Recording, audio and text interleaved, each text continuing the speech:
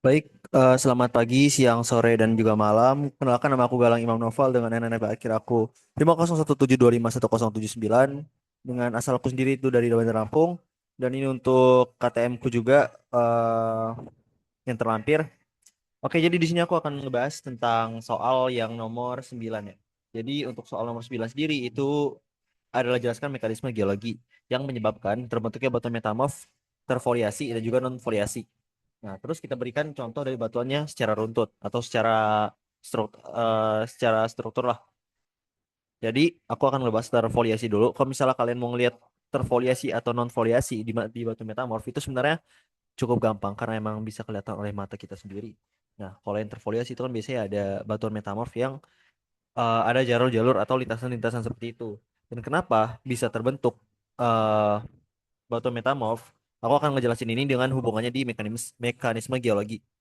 Nah, jadi kalau misalnya adanya suatu foliasi di dalam suatu batuan metamorf, itu bisa terjadi karena adanya differential stress atau tekanan yang berarah yang sangat tinggi, sehingga adanya tekanan berarah itu ngebuat si batuan itu tuh terbentuklah struktur foliasinya. Nah, eh, tekanan berarah ini juga ini sebenarnya dia bisa dikonfirmasi untuk bisa menjadi suatu foliasi karena adanya mineral-mineral yang gampang terkena tekanan tersebut sehingga mineral-mineral itu cenderung mengikuti arah tekanan tersebut. Jadi akhirnya berfoliasi.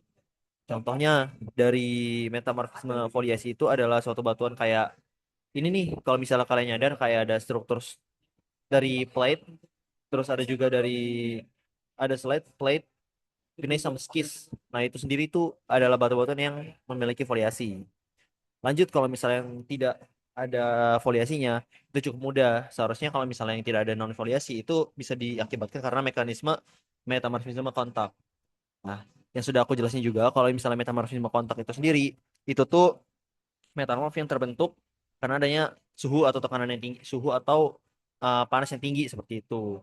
Sehingga udah pasti faktor utamanya itu adalah si panas.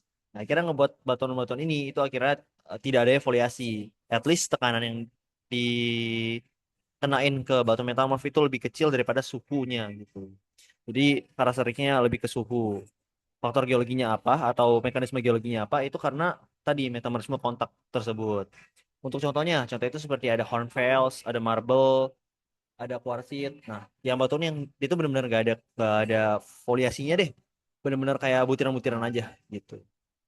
Cukup dari aku untuk pertanyaan ini. Terima kasih. Selamat pagi, siang, sore, dan juga malam.